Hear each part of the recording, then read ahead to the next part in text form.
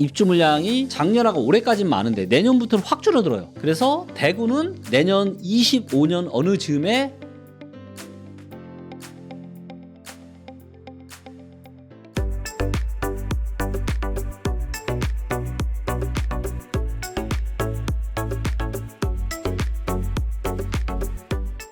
겉으로는 지금 정부 정책 때문에 좋아지는 것 같지만 내적으로는 지금 안 좋다라는 거죠. 상당히. 자, 그리고 2023년과 24년 부동산 시장이 제가 유사하다고 말씀을 드렸는데 정책이 만든 반등장이다. 근데 요 뒤에는 다른 게 있어요. 뭐냐면 미분양을 보면은 23년엔 차트에서 보시다시피 미분양이 계속 줄었거든요. 근데 이 미분양이 23년 12월 달부터 다시 증가를 시작해서 조금씩 늘다가 가장 최신 데이터인 24년 4월 달에는 10% 이상 증가했습니다. 네. 자, 차트에서 딱 보이잖아요. 그리고 이런 때가 언제냐? 바로 22년 9월 달랑 비슷하다는 거죠. 그리고 이 차트에서 보시면 22년 9, 10, 11 미분양이 엄청나게 증가하는 부동산 시장 분위기가 정말 안 좋았죠. 폭락 나왔잖아요. 자, 지금은 정부 정책이 있다 보니까 저는 조금 더 여기서 더 상승세가 이어질 거라고 보는데 문제는 정책 효과가 끝나는 8월 달, 9월 달 이후가 문제라는 겁니다. 만약에 미분양이 여기서 다시 감소를 하면 괜찮겠지만 미분양이 여기서 다시 증가를 한다. 그 얘기는 무슨 얘기예요? 미분양은 부동산 PF 시장이랑 연결되어 있고 부동산 PF 시장은 건설사 시행사 그 뒤에 금융권까지 다 엮여 있습니다. 자, 만약에 미분양이 늘어나면은 건설사는 시공사에 돈이 들어가요? 못 들어가요? 못 들어가요. 그럼 부동산 PF 문제 어떻게 돼요? 더 심각해진다는 거죠.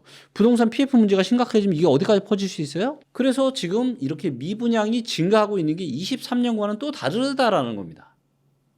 예, 그렇기 때문에 여러분들이 그냥 피상적으로 이런 거예요. 2차 전지가 올라갈 때, 부동산 시장이 올라갈 때, 이때 영끌에서 21년에 부동산 샀던 사람들 다 어떻게 됐어요? 자, 지금 혹시 내 집 마련 하고 싶으세요? 그럼 제가 딱 이 한마디만 할게요. 여러분들 주변에 21년에 영끌에서 엄청난 하락을 맛보고 인생이 나락으로 떨어지신 분들이 계실 겁니다. 아마 창피해서 주변에 말도 못할 거예요. 하지만 어떻게 해서든 이분들하고 한번 만나서 조언을 한번 구해보세요. 내가 지금 이 시기에 부동산을 사는 게 맞는지 조언을 한번 구해보시라고요.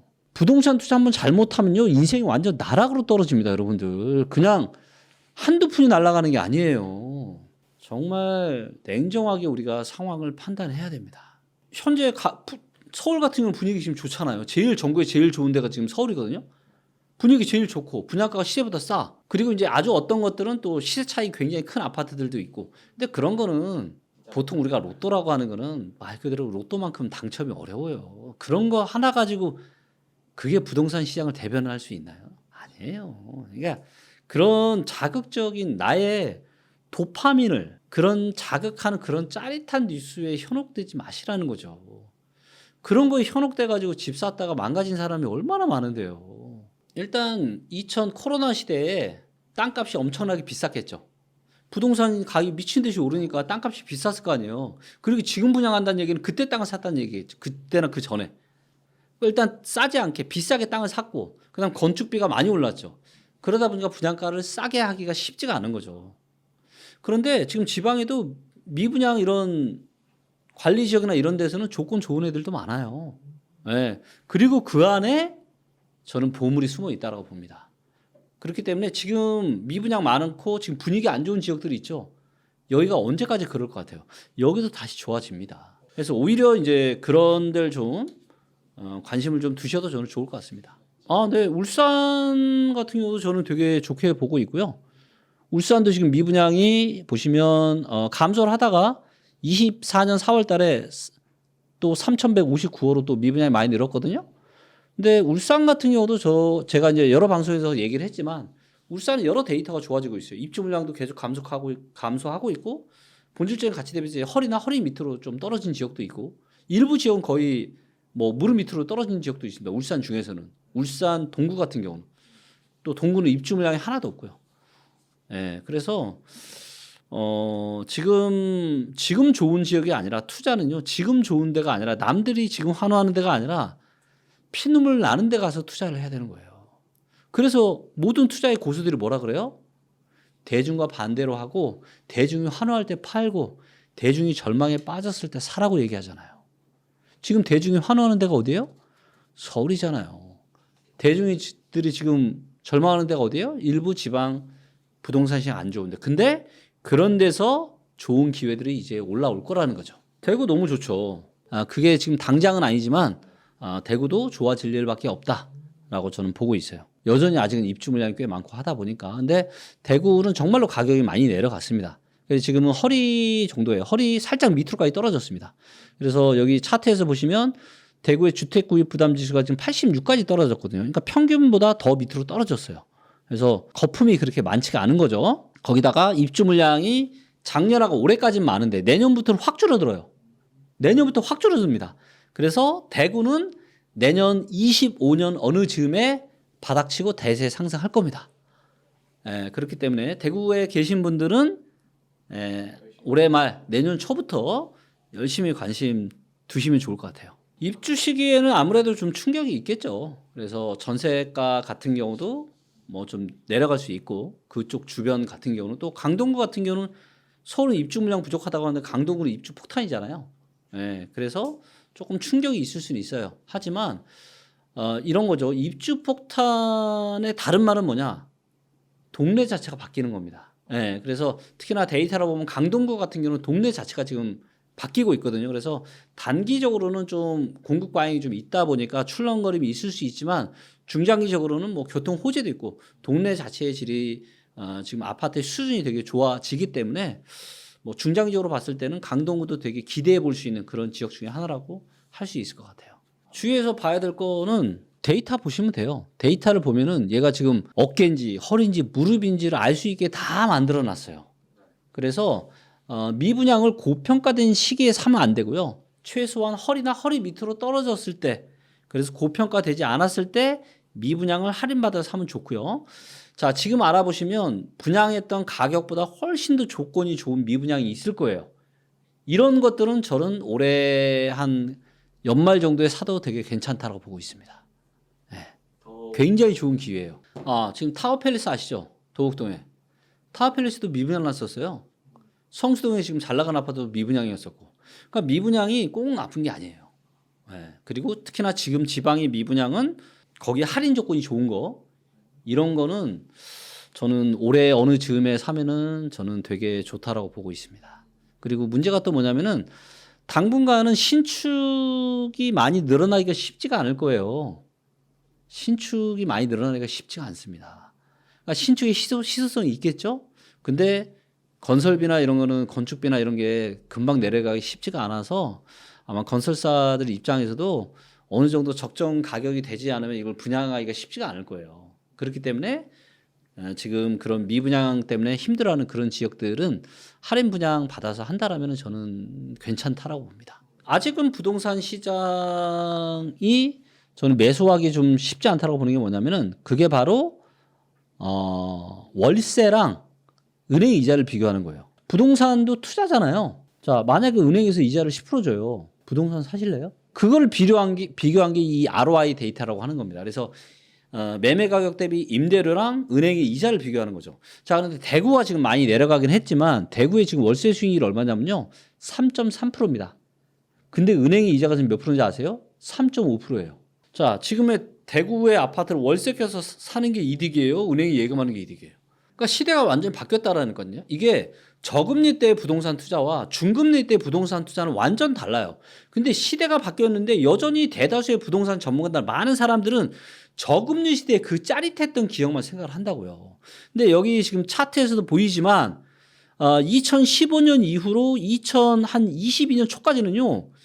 예금 금리가 2%가 안 됐다고요. 2%가. 근데 아파트 월세 수익률은 4%, 3%, 4%, 5%씩 됐다고요. 그러니까 은행에다 돈 놔두는 것보다 부동산 투자하는 게 맞았죠. 그런데 지금은 차트에서도 보시다시피 누가 더 높아요? 은행 예금 금리가 더 높다니까요. 월세 대비해서 지금 월세도 많이 올랐지만 월세 대비해서 매매가가 너무 비싸니까 수익이 안 나오는 거예요. 그래서 여러분들 시대가 완전히 바뀌었다고요. 시대가 바뀌었는데 왜 맨날 저금리 시대에 부동산 이야기만 하냐고요. 지금 중금리 시대로 바뀌었는데. 그래서 이 전환 과정에 있다 보니까 굉장히 많은 사람들이 헷갈려하고 이럴 수 있는 거죠. 그런데 이제 한번 지켜보세요, 앞으로. 부동산 시장이 많이 바뀐다니까요, 여러분들. 그래서 은행 이자로 봤을 때는 메리트가 너무 없다. 그리고 전국에서 월세 수익률이 제일 안 좋은 데가 어디세요? 서울입니다. 1.9%밖에 안 돼요. 월세는 누가 제일 비싸요? 서울이 제일 비싸죠. 근데 매매가에 거품이 너무 많으니까.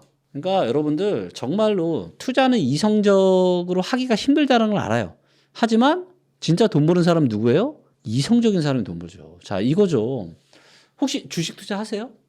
해보신 적 있어요? 퍼나 PBR, PSR 뭔지 아세요? 그거 보고 투자하세요? 그것도 안 보고 투자하세요? 그것도 안 보고 투자하는 사람은 뭐예요? 말 그대로 묻지마 투자죠? 그런데 부동산에도 이런 지표들이 있습니다. 제가 부동산 시장을 제가 수없이 공부를 하고 5천만 원 넘게 남의 강의를 들으면서 느낀 게 뭐냐?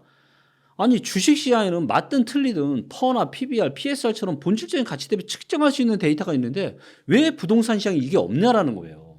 그래서 이거를 제가 개발자들하고 제가 이걸 만든 거잖아요. 이거 차트로 보기엔 너무 간단한 건 이거 누가 만들 수 있겠어요? 못 만듭니다. 개인은. 엄청난 데이터가 들어가야 이걸 만들 수 있는 건데 이걸 지금 만들어 놨잖아요. 여러분들이 판단할 수 있는 이런 지표들 이거 보고 하세요. 이미 개인뿐만이 아니라 이런 정부 관련 지자체나 지금 건설사에도 저희 회사의 기업 시스템을 많이 쓰고 있어요. 네. 그렇기 때문에 이제는 정말 뭐 누구의 그냥 이런 게 아니라 데이터에 근거해서 부동산 투자를 할 수 있는 그런 환경이 만들어졌다. 그리고 그냥 묻지마로 하시는 분과 그렇지 않은 분의 격차는 갈수록 벌어질 거다. 데이터 꼭 보셔야 돼요. 25년은 양극화의 본격적인 흐름이 시작되는 해죠. 25년부터는 일부 지방은 대세 상승장을 시작할 겁니다. 그때. 근데 서울은 안 좋을 거예요. 아니 거품이 너무 많으니까 거품 빠져야죠. 여러분들이 착각하시면 안 되는 게 2010년, 11년, 12년, 13년 수도권 안 좋았잖아요. 지방은 날라갔어요. 지방은 날라갔다니까요. 40%, 50%씩 올랐다고요. 수도권은 떨어지는 동안. 그러니까 많은 분들이 무슨 뭐 아유 서울만 올라 아유 그거는 완전 그냥 내피셜. 근거도 아무것도 없고 헛소리 하는 거예요. 이거는. 저는 데이터를 다 보고 있잖아요. 지방이 지금 일자리 느는 데가 얼마나 많은지 아세요? 자, 이거는 제가 리치고에 들어가서 데이터 한번 보여드릴게요. 랭킹 들어가서 여기서 일자리 데이터를 볼게요. 일자리. 자, 지난 3년 동안 일자리 제일 많이 느는 데가 세종이에요.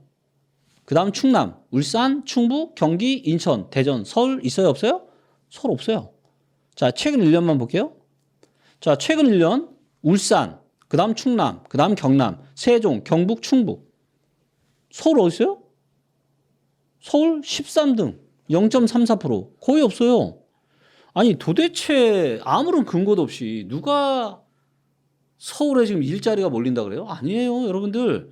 지방에 지금 일자리가 몰리고 있습니다. 명확하게 아니 데이터가 거짓말 하나요? 제발 여러분들 아니 그냥 좀 근거를 가지고 좀 의사결정을 하시면 좋을 것 같습니다. 네. 한번 데이터가 전망하는 대로 지방 부동산 시장이 내년부터 좋아질지 안 좋아질지 한번 보시자고요. 네. 근데 그때도 뭐냐 지방이 왜 올라갔냐 그때는 금리 인하를 계속했죠. 그래서 부동산 시장이 호재인데 지방은 저평가까지 되어 있었어요.